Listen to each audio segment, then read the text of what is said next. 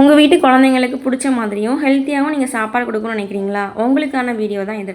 இதுக்கு ஒரு இட்லி பாத்திரத்தில் ஸ்வீட் பொட்டேட்டோ சீனிக்கிழங்குன்னு சொல்லுவாங்கள்ல, அதை வந்து நல்லா வேக வச்சு எடுத்துக்கோங்க. கொஞ்சம் ஆற விட்டுட்டு அது ஆறுனதுக்கப்புறமா கொஞ்சம் கொஞ்சமாக இதை வந்துட்டு வேறு ஒரு பிளேட்க்கு சேஞ்ச் பண்ணி எடுத்துக்கோங்க.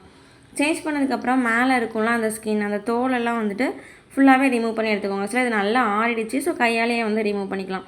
இதோட தோல் எல்லாமே ரிமூவ் பண்ணதுக்கப்புறமா அதை கையை வச்சு கொஞ்சம் கொஞ்சமாக வந்து மசிச்சு விட்டுக்கோங்க. அதாவது ஃபுல்லாத்தையுமே அப்படி கொஞ்சம் லைட்டாக உதுத்து விட்டுக்கணும். ஆக்சுவலி ஸ்வீட் பொட்டேட்டோ வந்து நல்லா ஸ்வீட்டாக தான் இருக்கும். பட் கொஞ்சம் ஃப்ளேவருக்காக கொஞ்சமாக தேங்காய் பூ எடுத்திருக்கேன். தேங்காய் துருவி அந்த தேங்காய் பூ வந்துட்டு அதுக்கு மேலே அப்படியே தூவிட்டு லைட்டாக சுகர் வந்துட்டு ஆட் பண்ணியிருக்கேன். உங்களுக்கு சுகர் வேண்டாம் அப்படின்னு நினச்சிங்கன்னா நீங்கள் ஸ்கிப் பண்ணிக்கலாம். இல்லைனா நாட்டு சக்கரை ஆட் பண்ணிக்கலாம். லைட்டாக ஒரு 1/2 ஸ்பூன் ஆட் பண்ணியிருக்கேன். இதை ஆட் பண்ணிவிட்டு எல்லாத்தையுமே நல்லா மிக்ஸ் பண்ணி நல்லா பிசைஞ்சு ஒரு லட்டு மாதிரி உருட்டி வச்சுக்கோங்க.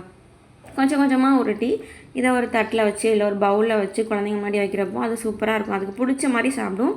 ஸோ இதுக்கப்புறம் நீங்கள் குழந்தைங்களுக்கு ஊட்டும் போது அது ஜாலியாக விளாண்டுட்டே சாப்பிடும். நீங்கள் ட்ரை பண்ணி பார்த்துட்டு எப்படி இருக்குன்னு சொல்லுங்கள்.